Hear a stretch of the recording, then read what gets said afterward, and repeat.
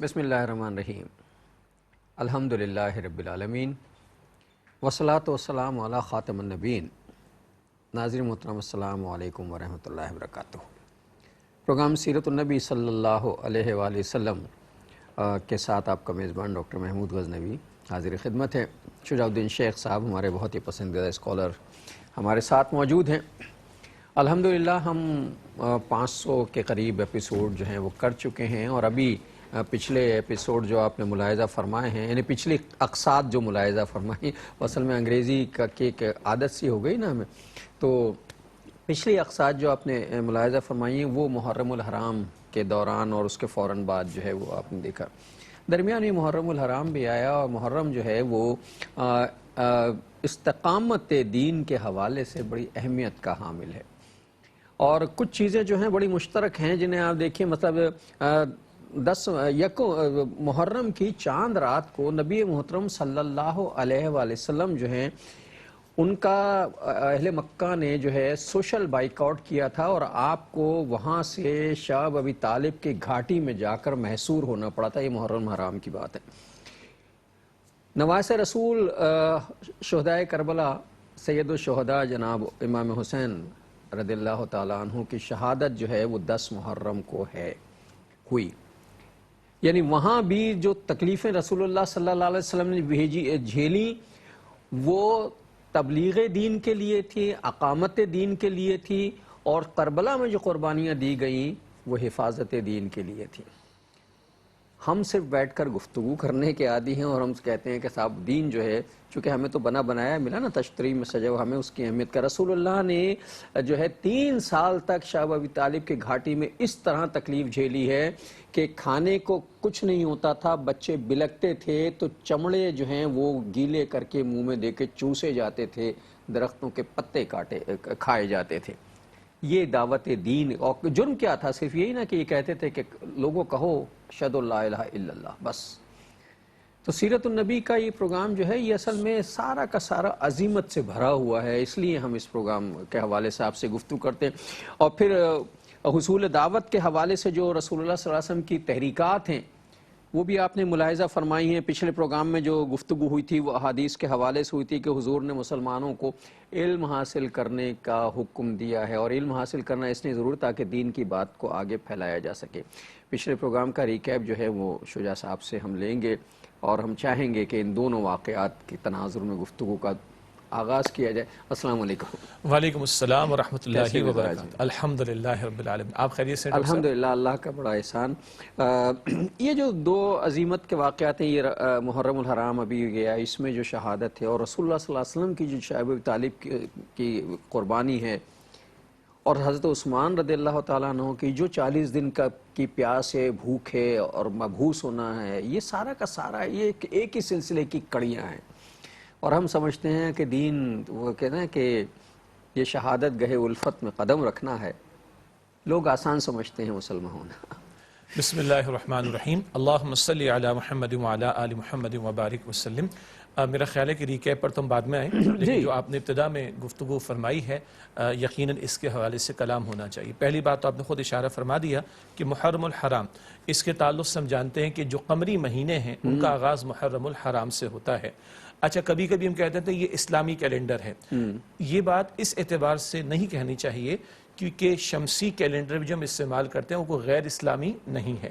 سورج کو اور چاند کو دونوں کو اللہ تعالیٰ نے اپنی نشانیاں بتایا، اور دونوں کے حوالے سے قرآن پاک بتاتا ہے کہ اس کے ذریعے تم اپنے اوقات کا تعین کرتے ہو. اچھا، اس جو ہے شمسی کیلنڈر کا تعلق جس نبی سے ہے وہ بھی ہمارے نبی ہیں. جی، سیدنا عیسیٰ علیہ السلام کے تعلق سے کلام کیا جاتا ہے.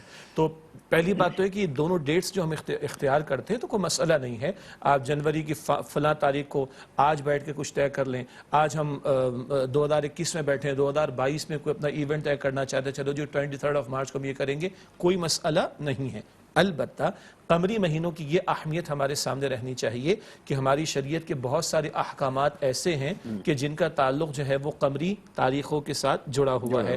ماہ محرم کی اگر 10 تاریخ کا تعین کرنا ہے تو پھر وہی چاند دیکھنے کا معاملہ ہوگا. اسی طرح ماہ رمضان کا آغاز ہے, ماہ رمضان کا اختتام ہے, عید الفطر کا تعین ہے, عید الاضحیٰ کا تعین ہے, حج کے ایام کا تعین ہے, زکوٰۃ کے سال کا تعین ہے, ایک خاتون کی عدت کی مدت کا تعین ہے. یہ سارے احکامات وہ ہیں کہ جو قمری تاریخ کے اعتبار سے متعین کیے جاتے ہیں. چنانچہ اہل علم نے لکھا کہ یہ قمری تاریخ کا یاد رکھنا فرض کفایہ میں سے ہے. اچھا ہاں جی, فرض کفایہ میں سے. ناظرین یہ میرے علم میں آج پہلی مرتبہ اس حوالے سے یہ بات آئی اور میں کھلے عام آپ کے سامنے کہہ رہا ہوں. یقیناً آپ نے بھی پہلی مرتبہ سنا ہوگا کہ قمری مہینوں کا اہتمام کرنا اور خیال رکھنا جو فرض کفایہ ہے. تو قمری تاریخ کا یاد رکھنا یہ ہمارے لیے ضرور. اچھا, آج اس دور میں بہت سارے اعتبارات سے اللہ تعالیٰ نے بڑی آسانیاں عطا فرما دی ہیں. ہم اخبار کا مطالعہ کرتے ہیں, چاہے فزیکل اخبار کا مطالعہ کریں یا آن لائن اخبار کا مطالعہ کریں, وہاں پر آپ کو قمری تاریخ بھی مل جاتی ہے اور آپ کو شمسی تاریخ بھی مل جاتی ہے, ایک آسان ترین. اسی طرح ہمارے وہ چینلز کہ جو معروف معنی میں مذہبی چینلز کہلاتے ہیں, وہ بھی اپنی سکرین کے اوپر جو ہے وہ شمسی تاریخ کے ساتھ کبھی قمری تاریخ کو بھی لوگوں کے ساتھ وہ دیر. اچھی بات ہے جی, الحمدللہ. پہلی بات. دوسری بات, جب ماہ محرم کا آغاز ہو تو ہمیشہ یاد رکھنا چاہیے, پہلے بھی ہم نے کلام کسی موقع پر کیا, کہ ہر مہینے کا چاند دیکھ کر نبی اکرم صلی اللہ علیہ وآلہ وسلم دعا کا اہتمام فرماتے. ہمارے ایک کانسیپٹ یہ تو آگے کہ چلو جی وہ ڈسمبر 31 ہوتی ہے تو وہاں ہیپی نیو ایئر کا تصور دیا جاتا ہے, تو ہمارے یکم محرم آ جائے تو ہم ہیپی نیو اسلامک ایئر کا تصور اختیار کر لیں. ایسے کسی تصور کو اختیار کرنے کی ضرورت نہیں ہے, اس لیے کہ شمسی قمری دونوں تاریخوں کا استعمال اس میں کوئی مسئلہ نہیں ہے. یہ بات ہم پہلے بیان کر چکے. البتہ ہر مہینے کا چاند, چاہے وہ محرم کا ہو, سفر کا ہو, رجب کا ہو, شعبان کا ہو, ہر مہینے کا چاند دیکھ کر رسول اللہ صلی اللہ علیہ وسلم دعا فرماتے. پورا عقیدہ اس میں بیان ہوا اور بڑی پیاری قیمتی دعا, ہم سب کو ضرورت ہے اس کی. شاید گزشتہ پروگرامز میں ہم نے کبھی کلام بھی اس پر مجھے یاد آ رہا ہے کہ کیا ہے, اللہم اہلہ علینا بالامن والایمان. اے اللہ اس چاند کو ہم پر طلوع فرما امن اور ایمان کے ساتھ. امن اتنی بڑی شے ہے, ہم لوگوں سے بڑھ کر کون جانے کا. آج دنیا جو جنگوں کا شکار ہے, ظالموں کے ظلم اور جبر کا شکار ہے, اور کتنے ہی علاقے فلسطین کے مسلمان, کشمیر کے مسلمان, دنیا کے اور خطوں میں مسلمان جو جنگیں جن پر مسلط کر دی گئیں, اور اس کے علاوہ غیر مسلموں میں سے بعض علاقے ہیں کہ جہاں جن پر جنگیں مسلط کر دی گئیں, تو امن کی اہمیت سمجھ آ سکتی ہے. ہر مہینے کے آغاز پر چاند دے کر دعا, اے اللہ اس کو طلوع فرما ہم پر امن اور ایمان کے ساتھ, والسلامتی والاسلام, اور اللہ سلامتی اور اسلام کی کیفیت کے ساتھ, سلامتی بھی آتا ہو اور اسلام کی کیفیت کیا ہے, ہم تیرے فرما بردار بن جائیں. تیسری دعا, والتوفیق لما تحب وترضى, اللہ اس توفیق کے ساتھ طلوع فرما جسے تو پسند فرما, جس سے تو راضی ہو جائے. خیر کی توفیق عطا فرما دے, نیکیوں کی توفیق عطا فرما دے, بھلائی کے کاموں میں آگے بڑھنے کی توفیق عطا فرما دے. پھر چاند کو خطاب کر کے نبی پاک صلی اللہ علیہ وسلم پڑھتے تھے, ربی و ربک اللہ, میرا رب بھی اللہ ہے, تیرا رب بھی اللہ. تو ستارہ پرستی کے شرک کی بھی نفی ہو رہی, اور یہ پورا جو نظام کائنات چل رہا ہے اس کے بارے میں اشارہ ہو رہا ہے, اس سب کا خالق اور مالک اور رب اللہ سبحانہ و تعالی ہے. تو ایک گزارش تو یہ ہے, سیرت النبی کا پروگرام ہے صلی اللہ علیہ وسلم, یہ دعائیں ہمارے یاد کرنے کی اور ہمارے معمولات میں شامل کرنے کی. یا ایک اور بات بھی میں عرض کروں, بڑا افسوس ہوتا ہے کبھی کبھی, بعض لوگ کہتے ہیں جی ہاں جی اسکول میں بچوں کو 25 دعائیں یاد کرا دی گئیں, مدرسے میں بچوں کو 25 دعائیں یاد کرا دی گئیں. یہ تو بچوں کا کام ہے, انا للہ و انا الیہ راجعون. اور بعض لوگ کسی اجتماعیت سے, کسی مکتب فکر سے اختلاف رکھنے والے جو ہوتے, یہ تو جی فلاں کے کرنے کا کام ہے, یہ تو دعائیں فلاں کے کرنے کا کام ہے. انا للہ و انا الیہ راجعون. یہ تو امام الانبیاء نے دعائیں سکھائی ہیں صلی اللہ علیہ وسلم, خاتم الانبیاء نے سکھائی ہیں صلی اللہ علیہ وسلم. ہم اس کو صرف بچوں کے لیے الوکیٹ کر دیں, ہم فلاں جماعت کے لیے الوکیٹ کر دیں, فلاں مسلک کے لیے الوکیٹ کر دیں, او بھائی میں امتی ہوں, یہ میرے لیے رہنمائی ہے. اچھا, اس کا مطلب رسول اللہ نے سکھائی. ناظرین اس کا مطلب یہ ہے کہ جو گھر کا سربراہ ہے, جو خاندان کا سربراہ ہے, جو امت کا سربراہ ہے, اس کی نصیحت, اس کی وصیت اور اس کی سکھائی ہوئی چیزیں ہی جو ہیں اہم ہیں. رسول اللہ جو ہیں وہ ہم سب کے, بلکہ اس پوری کائنات کے بڑے ہیں. آپ نے جو سکھایا ہے وہی تو کرنا ہے. وہ کہنا کہ بچوں کے لیے ہے, بچوں کے لیے بڑوں نے سکھائی ہے نا ہمیں. حضور نے ہمارے بڑے نے سب سے بڑے نے سکھائی ہے صلی اللہ علیہ وسلم. تو ایک میسج تو چاہے ماہ محرم کا چاند دیکھیں، سفر کا دیکھیں، رجب کا دیکھیں، شعبان کا دیکھیں، ایک تو یہ دعاؤں کا اہتمام ہونا چاہیے. اچھا ایک اور بات سے بات نکلتی اور یہ ہمارے پروگرام کا فارمیٹ بنیادی مقصد یہی ہے. اصل میں ناظرین ہمارا کوئی اسکرپٹڈ پروگرام تو ہے نہیں اور نہ ہم کوئی ایسا پروگرام کر رہے ہیں. ہم تو ایک گفتگو نبی کریم کی حیات طیبہ کے حوالے سے، اور ظاہر ہے وہ پوری زندگی پر محیط ہے تو زندگی کے ہر شعبے سے متعلق بات تو ہوگی نا. جی اب بات سے بات یہ نکلتی کہ ہماری دعائیں پڑھی جاتی ہیں.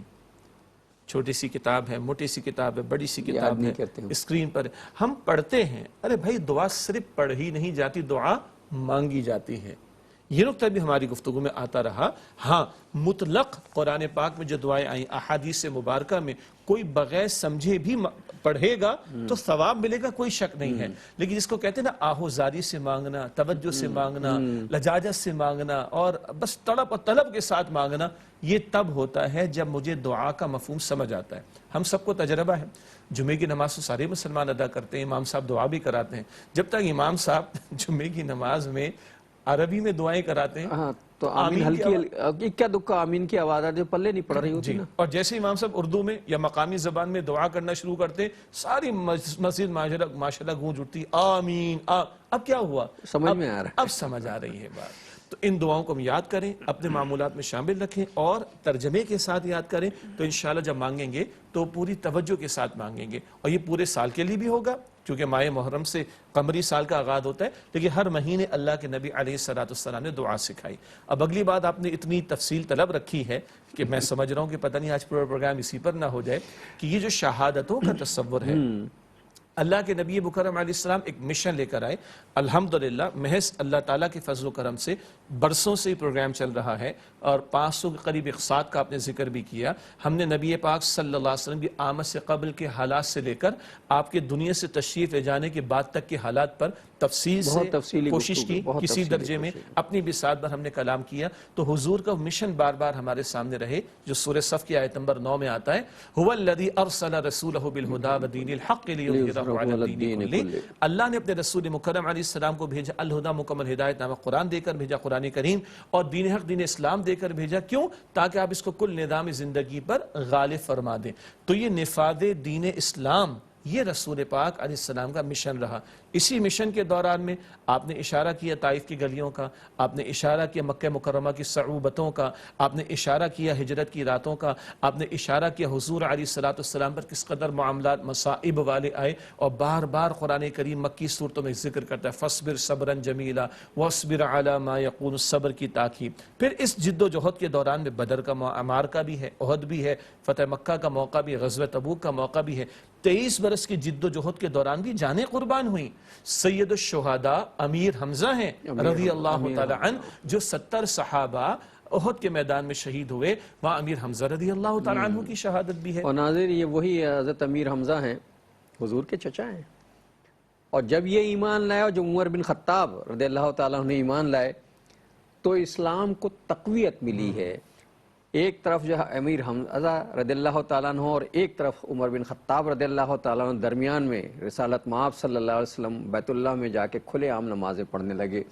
اور صحابہ کرام کہتے ہیں کہ اس سے پہلے جب 2 حضرات ایمان نہیں لائے تھے تو ہم اس طرح کھل کے نماز نہیں پڑھتے تھے. السلام علیکم ورحمۃ اللہ وبرکاتہ. ویلکم بیک ناظرین. وقفے کے بعد پروگرام سیرت النبی صلی اللہ علیہ وآلہ وسلم میں آپ کا خیر مقدم ہے.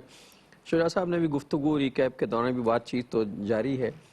ایک جملہ ارشاد فرمایا کہ ہماری گفتگو میں یہ صحیح جو پروگرام ہے اس میں مشن جو ہے وہ ہمارے سامنے رہا ہے. اصل میں شہادتوں کے 3 ادوار ہیں. پہلا جو ہے وہ اقامت دین کے لیے شہادتیں صحابہ کرام کی، جس میں حضرت بلال بھی شامل ہیں، جس میں خود رسول اللہ نے بہت تکلیفیں اٹھائی ہیں، جس کا تذکرہ بہت تفصیل سے ہو چکا ہے. دوسرے شہادتوں کا جو سلسلہ ہے وہ حفاظت دین کا ہے کہ جب منکرین زکوٰۃ آ گئے اور جب ختم نبوت کے دعوے دار کو توڑنے والے نبوت کے جھوٹے دعوے دار آ گئے تو حفاظت دین کے لیے جو ہے وہ یہ قربانیاں دی گئیں. اور شہادتوں کا تیسرا جو شہادتوں کا دور ہے وہ قیام خلافت کی حفاظت کے لیے ہے، جس کے سب سے بڑی شہادت جو ہے وہ حضرت امام حسین رضی اللہ تعالی عنہ نے دی ہے. تو یہ استقامت، شہادت، حفاظت، اس کے لیے دین کی قرب. پھر خود رسول اللہ کا عالم یہ ہے کہ جب شعیب ابی طالب کی گھاٹی میں اس قدر سخت مصائب کے حالات میں ہیں، اور عالم یہ ہے کہ چچا ابو طالب جو ہیں وہ سارے خاندان کو لے کے گئے ہیں، اور جب رات کو سلا دیتے ہیں بستروں پر تو اس بات کی فکر رہتی ہے کہ کوئی دشمن آ کے یہ نہ دیکھ لے کہ میرا بھتیجا کہاں سویا ہوا ہے اور رات کو حملہ کر دے. آدھی رات کو اٹھ کر کہتے ہیں بھتیجے تم میرے بیٹے کی جگہ سو جاؤ، اپنے بیٹے سے کہتے ہیں تم یہاں آ کے سو جاؤ. اس قدر خطرناک حالات ہیں. اس کے باوجود بھی جو حج کا زمانہ آتا ہے تو رسول اللہ اس گھاٹی سے باہر نکلتے ہیں اور تبلیغ کا کام شروع کر دیتے ہیں، حاجیوں کو موٹیویٹ کرتے ہیں، دین دیتے ہیں. یہ ہے استقامت اور یہ ہے مشن جس کا تذکرہ شیخ صاحب فرماتے ہیں. جزاک اللہ خیرن. اور ابھی اس گفتگو میں آگے ہم چل کر ہم لوگوں کو بھی قرآن حکیم شہداء کہتا ہے، اس پر بھی کلام میں چاہوں گا کہ ہو جائے، کیونکہ اب فریضہ شہادت امت مسلمہ کے کاندھوں پر ہے. اچھا بات یہ چلی، آپ نے ماشاءاللہ بڑی تفصیل اس میں اور بیان فرما دی کہ دور نبوی میں بھی جانوں کے نذرانے صلی اللہ علیہ وسلم، ابھی غلبہ دین کی جد و جہد چل رہی ہے، اور 259 صحابہ کرام رضی اللہ عنہم اجمعین نے جانوں کے نذرانے پیش کیے. اب اللہ تعالیٰ اعلان فرما رہا ہے اور اس کی عملی شکل سامنے آ رہی ہے. سورہ بنی اسرائیل کی آیت نمبر 81 مشہور آیت ہے، جاء الحق وزہق الباطل ان الباطل کان زہوقا. حق آ گیا اور باطل مٹ گیا، بے شک باطل ہے ہی مٹنے کے لیے. اچھا دور نبوی کے بعد صلی اللہ علیہ وسلم جو دین غالب ہوا، اس خلافت اور اس ریاست کی توسیع بھی مطلوب تھی اور اس کی حفاظت بھی مطلوب تھی. چنانچہ ایک طرف توسیع ہوتی ہے اور سیدنا عمر رضی اللہ تعالیٰ عنہ کے دور میں 22 لاکھ اور اس سے زائد مربع میل کا علاقہ مسلمانوں کے پاس آتا ہے. تو دوسری طرف جو آپ نے اشارہ کیا، بہت قیمتی بات ہے، جو دین غالب ہو گیا اب اس کی حفاظت بھی ضروری ہے. تو ایک طرف نبوت کے جھوٹے دعوے دار کھڑے ہوئے، ان کا قلع قمع کرنے کے لیے قتال ہوا اور سینکڑوں ہزاروں جانیں اس راہ میں قربان ہوئیں. انکار کرنے والے منکرین زکوٰۃ، جنہیں زکوٰۃ دینے کا انکار کیا کہ اسلامی ریاست کو نہیں دیں گے، ان کے خلاف سیدنا ابو بکر صدیق رضی اللہ تعالیٰ عنہ فرماتے ہیں کہ اگر ایک رسی بھی نبی اکرم علیہ السلام کے دور میں اونٹ کی اگر ایک رسی بھی زکوٰۃ میں دیتے تھے، اگر نہیں دیں گے تو ان کے خلاف میں جنگ کروں گا. اور آپ جانتے ہیں کہ خلافت راشدہ کا یہ جو دور ہے کم و بیش 30 برس کا، کم و بیش اس دور کے دوران میں 3 خلفاء شہید ہوئے ہیں. حضرت عمر رضی اللہ تعالیٰ عنہ، جی حضرت عثمان رضی اللہ تعالیٰ عنہ، جی، اور خود حضرت علی کرم اللہ وجہ الکریم. جی یکم محرم الحرام سیدنا عمر رضی اللہ تعالیٰ عنہ کی شہادت، 18 ذی الحجہ سیدنا عثمان غنی رضی اللہ تعالیٰ عنہ کی شہادت، 21 رمضان المبارک سیدنا علی مرتضی رضی اللہ تعالیٰ عنہ کی شہادت. آپ اندازہ کریں خلفائے راشدین کا مقام کتنا بلند ہے. اللہ کی ذات سب سے بڑی، اللہ کی ذات کے بعد محمد مصطفیٰ کریم علیہ السلام، پھر تمام انبیاء اور رسول کی مجموعی جماعت، اور پھر بالتحقیق اور اس پر اتفاق امت کا کہ سیدنا ابوبکر صدیق رضی اللہ عنہ، سیدنا عمر فاروق رضی اللہ عنہ، پھر سیدنا عثمان غنی رضی اللہ عنہ، پھر سیدنا علی مرتضی رضی اللہ تعالیٰ عنہ. 4 خلفاء میں سے 3 کی شہادتیں ہو رہی ہیں، جانوں کے نذرانے پیش ہوئے اس دین کے حفاظت کے خاطر. اب آئیے سیدنا حسین رضی اللہ تعالیٰ عنہ کا معاملہ، ان کا مقصود کیا تھا، ان کا مطلوب کیا تھا؟ اپنے سارے خاندان کو لے کر چل پڑے ہیں، چھوٹے بچوں کو لے کر چل پڑے. کوئی آسان کام ہے؟ اور کس کام کے لیے؟ جی کہ اگر کل اللہ پوچھ بیٹھا جی کہ وہ بلا رہے تھے تمہیں کہ آؤ ہم تمہارے ہاتھ پہ بیعت کر کے دین میں شامل ہونا چاہتے ہیں، تم نہیں آئے، تو میں کیا جواب دوں گا؟ جی. اور ان کے وہ خطبات جو ہمارے مختلف پروگرامز میں پیش بھی ہوئے ماہ محرم الحرام میں الحمدللہ، کہ لوگوں اللہ کی حدود کو پامال کیا جا رہا ہے. جن اصولوں پر محمد مصطفیٰ صلی اللہ علیہ وسلم عطا کر گئے دین کو، اور جن اصولوں پر خلافت کا نظام قائم ہوا تھا خلافت راشدہ میں، ان سے تو اب روگردانی کی جا رہی ہے، مال غنیمت کو ذاتی جاگیر سمجھی جا رہی ہے. اس ساری تفصیلات ملتی. حق ہے اور وقت ہے کہ ظالم کا ہاتھ روکنے کی کوشش کی جائے. ظلم کے خلاف آواز بلند نہ کرنا خود ظالم کا ساتھ دینے کے مترادف ہے. یہ خطبہ ہے امام حسین رضی اللہ تعالیٰ عنہ کا. تو اب جو جان سیدنا حسین رضی اللہ تعالیٰ عنہ اور ان کے گھرانے کے افراد کی پیش ہو رہی، بڑی قیمتی جانیں پیش ہوئی ہیں. ہوا کیا ہے، وہ جو خلافت راشدہ میں نظام خلافت قائم ہوا، نبی مکرم علیہ السلام کے عطا کردہ اصول و تعلیمات کے مطابق اس سے ڈیویشن شروع ہوئی، اس سے ہٹنے کا معاملہ شروع ہوا. یہاں بند باندھنے کے لیے سیدنا حسین رضی اللہ تعالیٰ عنہ کھڑے ہوئے اور جان کا نذرانہ پیش کر دیا. ہاں عاشورہ کا دن محرم الحرام کی 10 تاریخ تاریخی اعتبار سے بڑا اہم دن ہے. بہت ابتدا ہی سے جی ابتدا قبل اسلام، مطلب قبل اسلام تو نہیں، اسلام تو حضرت آدم علیہ السلام ہی لے کر آئے تھے، لیکن نبی مکرم علیہ السلام کی آمد سے پہلے جی جی. اور کئی بڑے تاریخی واقعات اس دن میں پیش آئے، تفصیل میں ہم نہیں جا رہے. تو یہ دن بڑا اہم اور فضیلت والا اپنی جگہ پہلے سے ہے. سیدنا حسین رضی اللہ تعالیٰ عنہ کی شہادت اتنی عظیم کہ اللہ تعالیٰ نے یہ دن اس شہادت عظیمہ کے لیے متعین فرما دیا. حاصل کلام غلبہ دین کے لیے جانوں کا نظر آنا نبی اکرم علیہ السلام کے دور مبارک میں. پھر جب دین غالب ہو گیا اس کی حفاظت کے لیے جانوں کا نظر آنا. اور جب مزاج رسول سے صلی اللہ علیہ وسلم ڈیویشن ہو رہی ہے اور خلافت کی جگہ ملوکیت کا معاملہ آ رہا ہے، یہاں جان کا نظرانہ پیش کیا سیدنا حسین رضی اللہ عنہ. اب ذرا غور فرمائیے آج ہم کہاں کھڑے ہیں. اے خاصان رسول وقت دعا ہے، امت پہ تیری آ کے عجب وقت پڑا ہے. وہ دین جو بڑی شان سے نکلا تھا وطن سے، پردیس میں وہ آج غریب الغربا ہے. دین کے کتنے ہی احکامات ہیں جو نافذ نہیں، اجتماعی معاملات زندگی. اب یہ حضرت حسین کا خطبہ اگر جو ابھی پڑھا گیا ہے وہ ذرا ذہن میں رکھیں تو پھر پتہ چلتا ہے کہ آج ہم کہاں کھڑے ہیں. سیاسی میدان میں، معیشت کے میدان میں، معاشرت کے میدان میں، اجتماعی گوشوں کے میدان میں اللہ کے احکامات کا کہاں نفاذ ہے بتائیے. وہاں تو ڈیویشن ہونا شروع ہوا ہے، ہٹنا شروع ہوئے ہیں تو جان پیش کر رہے ہیں سیدنا حسین. آج تو وہ دین جو بڑی شان سے نکلا تھا وطن سے، پردیس میں آج غریب الغربا ہے. تو ہمیں کہاں کھڑا ہونا چاہیے، اس پر بند باندھنے کیا، اس دین کی اقامت کی جد و جہد کے لیے یہ آج فریضہ ہم پر ہے. میں نے ایک بات کہی تھی، ناظرین کو ذرا پریشانی بھی ہوئی ہوگی. ہمیں قرآن شہداء کہتا ہے، ہم تو شہید اس کو سمجھتے ہیں جو بات ٹھیک ہے اپنی جگہ، جو جان دے دیتا ہے، جو جان دے دیتا ہے. حالانکہ شہداء کے شہید کے معنی ہیں گواہی دینے والا. ہاں اب ایک اور عجیب بات میں عرض کروں. ایک ہی آیت میں اللہ تعالیٰ نبی اکرم صلی اللہ علیہ وسلم کے لیے شہید کا لفظ استعمال فرما رہا ہے اور امت کے لیے شہداء کا لفظ استعمال فرما رہا ہے. ناظرین کرام توجہ کیجئے گا، اور عجیب بات آ رہی ہے ہمارے سامنے. سورہ البقرہ آیت نمبر 143 سے 143، البقرہ 143 آیت نمبر ہے. وَكَذَلِكَ جَعَلْنَاكُمْ أُمَّةً وَسَطًا لِتَكُونُوا شُهَدَاءَ عَلَى النَّاسِ وَيَكُونَ الرَّسُولُ عَلَيْكُمْ شَهِيدًا. اس طرح ہم نے تمہیں ایک امت وسط بنایا، بہترین کا بھی ترجمہ ہے، درمیان کا بھی، تاکہ تم لوگوں پر شہداء ہو جاؤ. میں ترجمہ بعد میں کروں گا.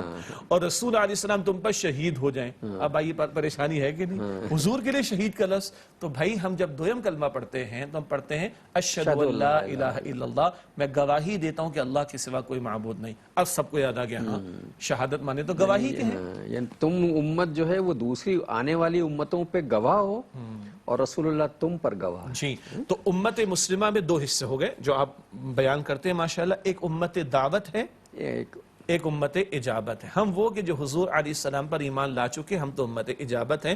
اب ہمارا فرض ہے کہ حضور علیہ السلام کی ختم نبوت کے بعد ان کے بحاف پر فریضہ شہادت ادا کریں اور امت دعوت جن تک نہیں پہنچا ان تک پہنچائیں. تو اب شہید تو آپ اور میں قرار دے دیے گئے کہ ہم نے شہادت کے فریضے کو انجام دینا ہے. ہاں جو اللہ تعالیٰ کی راہ میں جان تک کا نذرانہ پیش کر دے اب وہ بتمام و کمال شہید ہے، کیونکہ اس فریضے شہادت کو ادا کرنے اس سے بڑی قربانی نہیں ہو اس کے بعد کچھ بچا اس کے بعد بچتا کچھ نہیں. اور حضرت امام حسین رضی اللہ تعالیٰ عنہ جو اپنے ساتھ جن لوگوں کو لے کے گئے ان کی کل تعداد 72 تھی. جی. اور 72 میں جو لوگ شہید ہوئے ہیں ان میں 20 شہداء جو ہیں وہ خالصتاً اہل بیت اطہار ہیں، جو رسول اللہ صلی اللہ علیہ وسلم کے خانوادے سے تعلق رکھتے، اولاد سے تعلق رکھتے، 20 حضرات. اب آپ سوچئے کہ پورے گھر کو لے جا کر کس بات پہ قربان کر دیا کہ لوگوں نے مجھے بلایا ہے. اور آپ نے خطبہ بھی دیا تھا وہاں جا کے، اے کوفہ کے لوگوں، اے فلاں بن فلاں یہ تمہارا خط ہے، اے فلاں بن فلاں یہ تمہارا خط ہے، کیا تم نے مجھے نہیں بلایا کہ ہم بیعت کرنا چاہتے ہیں؟ آج کہاں ہو تم لوگ سارے کے سارے؟ تو کچھ لوگوں 12,000 خطوط جو ہیں حضرت امام حسین کو ملے تھے. حضرت امام یوں ہی نہیں چلے گئے تھے. 12,000 خطوط پہ جب احباب نے روکنے کی کوشش کی کہ آپ مت جائیے، ان پر بھروسہ مت کیجئے، تو آپ نے کہا کہ یہ خطوط کا ڈھیر ہے، اگر یہ سچ ہے اور اللہ تعالیٰ پوچھ بیٹھا مجھ سے کہ تم کیوں نہیں گئے تھے، وہ دین پہ تمہارے ہاتھ پہ بیعت کر کے دین میں داخل ہونا چاہتے تھے، تو میں کیا جواب دوں گا؟ وہاں تو ذمہ داریوں کا یہ عالم ہے کہ لوگوں کے جھوٹے دعووں پر جو ہیں صرف اللہ کی رضا کے لیے جا رہے ہیں، اور ہمارا یہ عالم ہے کہ ہمیں سچی باتیں بھی ملتی ہیں تو ہم منہ موڑ لیتے ہیں پیچھے. اللہ ہمیں معاف کرے، خاص طور پر مجھے اور اس کے بعد ہم سب کو. تو یہ وہ عظیمت کا پہلو بھی ہے، کیونکہ اس میں ایک ٹیکنیکل گفتگو اور ایک رخ پر بھی آتی ہے۔ ایک رخصت کا پہلو ہوتا ہے اور ایک عزیمت کا پہلو ہوتا ہے۔ اصحاب رسول صلی اللہ علیہ وسلم میں سے کئی ایک نے رخصت کے پہلو کو اختیار کیا، وہ بھی بالکل اپنی جگہ نیک نیتی کے ساتھ درست رائے پر تھے، اور سیدنا حسین رضی اللہ تعالیٰ عنہ نے عزیمت کے راستے کو اختیار کیا، کیونکہ خانواد رسول کے چشم و چراغ ہے نا، ان سے توقع بھی اسی بات کی تھی کہ وہ عزیمت کا پیکر بن کر ایک دیوار بن کر کھڑے ہوں اور اس راستے کو روکنے کی کوشش کرے جو ملوکیت کی طرف جا رہا تھا۔ تو یہ ہے جو عزیمت کا پہلو سیدنا حسین کی حیات طیبہ سے ہمیں ملتا ہے۔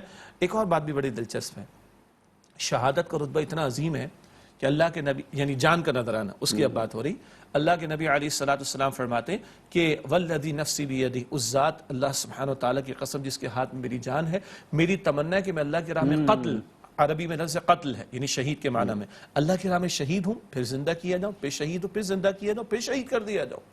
لیکن کیونکہ حضور اللہ کے رسول ہیں اور قرآن کہتا ہے کتب اللہ لأغلبن انا ورسولی، سورہ مجادلہ میں ہے کہ اللہ تعالیٰ فرماتے ہیں کہ میں نے طے کر دیا کہ میں اور میرے رسول دو غالب رہیں گے، مگر حضور کے داماد سیدنا علی شہادت کا رتبہ ملا، حضور کے نواسے ہیں سیدنا حسین شہادت کا رتبہ ملا۔ یہ تمنا اس انداز سے وہاں پر پوری ہوئی، البتہ مقام اتنا بلند ہے کہ حضور کی چاہت تھی کہ میں اللہ کی راہ میں شہید کر دیا جاؤں۔ ناظرین ایک وقفہ لیتے ہیں پھر آ کے بات کرتے ہیں۔ السلام علیکم ورحمۃ اللہ وبرکاتہ، ویلکم بیک ناظرین، وقفے کے بعد پروگرام سیرت النبی صلی اللہ علیہ وآلہ وسلم میں آپ کا خیر مقدم ہے۔ بات ہو رہی ہے رخصت کی اور عزیمت کی۔ جزاک اللہ خیر۔ اب ایک بہت بڑا سوال ہے، پہلے میرے اپنے آپ سے، پھر فوڈ فار تھاٹ کے طور پر، کہ اللہ کے پیغمبر علیہ السلام کی خواہش کا ذکر آ گیا، یہ حدیث مبارک بخاری شریف میں ہے، مسلم شریف میں ہے۔ اللہ کے پیغمبر علیہ السلام فرما رہے میری تو تمنا ہے کہ میں اللہ کی راہ میں قتل یعنی شہید کیا جاؤں۔ صحابہ کرام کی ایک بڑی تعداد، اہل بیت کی ایک بڑی تعداد، سیدنا حسین کی شہادت رضی اللہ تعالی عنہم اجمعین کا معاملہ، کیا ہماری تمنا ہے کہ کبھی موقع ہے کہ ہم بھی اللہ کی راہ میں جان کا نذرانہ پیش کریں؟ اگر نہیں ہے، کبھی کبھی سوچنا چاہیے، اگر نہیں ہے تو سوچیں، حدیث مسلم شریف میں اللہ کے نبی علیہ السلام فرماتے ہیں کہ جس نے نہ کسی غزوہ میں کبھی شرکت کی، نہ اس کے دل میں تمنا تھی کہ وہ اللہ کی راہ میں قتل یعنی شہید ہو جائے، تمنا بھی نہیں، اور اس حال میں مر گیا، تو نفاق کی ایک کیفیت پر دنیا سے گیا۔ انا للہ و انا الیہ۔ یہ صحیح مسلم شریف کی روایت ہے۔ تو یہ شوق، یہ ذوق شہادت ہم، اچھا ابھی پھر وہی بات آ جائے گی، عربی میں دعا ہوتی ہے کبھی کبھی مساجد میں، اللہم ارزقنا شہادتاً فی سبیلک، اے اللہ اپنی راہ میں ہمیں شہادت کا رتبہ عطا فرما، لیکن کیونکہ عربی میں ہوتی ہے ہم اس کا ترجمہ سمجھ میں نہیں آتا، تو ہم آمین بھی نہیں کہتے۔ امام صاحب اگر ترجمہ کر دیں اللہ اپنی راہ میں شہادت کا رتبہ عطا فرما دے، تو پھر میں سوچوں گا کہ یہ شہادت ہے کیا، اور یہ کیا دعا کرنے سے دعا کر لینا کافی ہے یا تمنا رکھ کر اس کے لیے کچھ سٹرگل کرنا، محنت کرنا بھی؟ تو گزارش یہ ہے، میں اپنے لیے بھی دعا کروں، ہم سب کے لیے، کہ اللہم ارزقنا شہادتاً فی سبیلک، اے اللہ اپنی راہ میں شہادت کا رتبہ و درجہ عطا فرما۔ باقی جو اللہ نے طے کر رکھا ہے وہ طے کر رکھا ہے، وہ اپنی جگہ پر ہے، تقدیر اپنی جگہ ہے، تقدیر اپنی جگہ پر ہے۔ جیسے سیدنا خالد بن ولید فرماتے تھے رضی اللہ عنہ، جو سمجھتا ہے کہ قتال کے میدان میں نکلے گا اور قتل یعنی شہید ہو ہی جائے گا، ارے آئے خالد کو دیکھ لے، یہ خالد کے جسم کے ایک ایک حصے پر تلوار کے، نیزے کے زخم موجود ہیں، مگر اس کو بستر پر موت آ رہی ہے۔ اللہ اکبر کبیرہ، پھر تو جو اللہ کی تقدیر ہو۔ لیکن اگر تمنا بھی نہیں ہے تو حدیث رسول ہے صلی اللہ علیہ وسلم وہ نفاق کی حالت پر جا رہا ہے۔ حضور کے صحابہ جانے دے رہے ہیں، اہل بیت جانے قربان کر رہے ہیں اللہ کے دین کی حفاظت کے لیے۔ آج تو دین مغلوبیت کا شکار ہے، اس دین کے غلبے کی جد و جہد کے لیے، اس دین کے نفاذ کی جد و جہد کے لیے وہ تو خون پیش کر گئے، ہمارا پسینہ بھی بہہ رہا ہے، ہمارا کوئی وقت، ہمارا کوئی مال، ہماری کوئی صلاحیت، ہماری کوئی ایکسپرٹیز، ہمارے کوئی وسائل کیا اس کام میں لگ رہے ہیں یا نہیں؟ جب کبھی اس حوالے سے کلام ہو، ان شہادتوں کا تذکرہ ہو، تو at the end of the discussion point یہ آنا چاہیے، ویئر ڈو آئی اسٹینڈ، میں کہاں کھڑا ہوں، میرے اندر اللہ کے دین کے غلبے کی جد و جہد کا کس قدر ذوق و شوق ہے، اور آج دین کی مغلوبیت کو دیکھ کر میرا چہرے کا رنگ کتنا بدلتا ہے، مجھے کس قدر کڑن ہوتی ہے، اور میں کس قدر اپنے آپ کو، اپنی جان کو، وقت کو، مال کو، صلاحیتوں کو اللہ کے دین کے نفاذ اور اس کے غلبے کی جد و جہد کے لیے لگا رہا ہوں۔ یہ میں سمجھتا ہوں کہ لیسن مجھے اور آپ کو، ہم سب کو ان شہادتوں کے تذکروں سے لینا جو چاہیے۔ اقامت دین اور حفاظت دین، اور تیسرا مرحلہ جو ہے وہ شہادت دین کا ہے۔ شہادت جو ہے وہ قتل بھی ہونا ہے اللہ کی راہ میں اور گواہ بھی بننا ہے۔ یہ تین مرحلے جو ہیں رسول اللہ صلی اللہ علیہ وسلم نے ہمیں سکھایا، اور یہ مشن ہے دین کا۔ اور جیسا کہ شجاع صاحب نے کہا کہ اقامت دین اور حفاظت دین، تو آج جو ہے اقامت دین کی بھی اتنی ہی ضرورت ہے جتنی اس زمانے میں تھی، اور بلکہ اس سے 10 گنا زیادہ، بلکہ 1000 گنا زیادہ ہے۔ اس زمانے میں تو اقامت دین کا معاملہ طے تھا، آج اقامت دین کی بھی ضرورت ہے اور حفاظت دین کی بھی ضرورت ہے، چونکہ فتنہ پروری کا دور ہے، قدم قدم فتنے ہیں۔ خود میری ذات میں نہ جانے کتنے فتنے جو ہیں وہ اچھلتے ہیں، نکلتے ہیں اور آتے ہیں، جو مجھے تھوڑی کبھی کبھی یوں بھی تو ہوتا ہے نا، ہم سب آپ انسان ہیں، یہاں سے پروگرام کر کے نکلے ہوں، دماغ میں آیا کہ ٹھیک ہے جو کہہ کے آ گئے وہ کہہ کے آ گئے، اندر ایک اسپارک ہونا بہت ضروری ہے، کہہ کر نہیں آ گئے، سوچنا بھی اس پر چاہیے۔ یہ جب بھی ممکن ہے جب ہم ایک چیز کے بارے میں سوچتے ہیں کہ یار ہم نے جو کہا تھا وہ کیا ہے، ہم خود کہاں کھڑے ہیں۔ جب تک ہم یہ نہیں کہتے نا ہم خود کہاں کھڑے ہیں، مطلب میں کہوں کہ یہ آدمی نماز نہیں پڑھتا، تم کتنی نماز پڑھتے ہو جو کہہ رہے ہو، تم نے 5 نمازیں پڑھی ہیں آج کی یا نہیں پڑھی ہیں، اس نے تو ایک نہیں پڑھی، باقی 4 تو تمہاری اپنی بھی ہوگی۔ لما تقولون ما لا تفعلون کبر مقتا عند اللہ ان تقولوا ما لا تفعلون، سورہ صف کی ابتدا میں کیوں وہ کہتے ہو جو تم کرتے نہیں ہو، یہ بات اللہ کو انتہائی ناراض کر دینے والی کہ تم وہ کہو جو تم کرتے۔ اچھا یہ نفسیات بھی ہے، اگر آدمی جو ہے دوسرے کی برائی سوچنے یا کہ دوسرے کے بارے میں کوئی بات کہنا چاہے کہ یار یہ ایسے ہیں،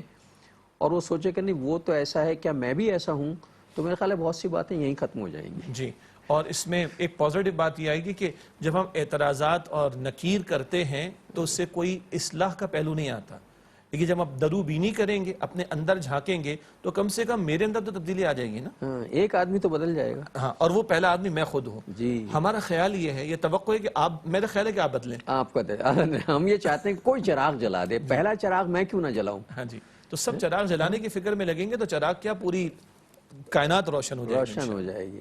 اصل میں پہلا چراغ بننا ذرا مشکل ہو، پہلا چراغ جلانا مشکل ہوتا ہے، پھر چراغ سے چراغ تو جلتے چلے جاتے ہیں۔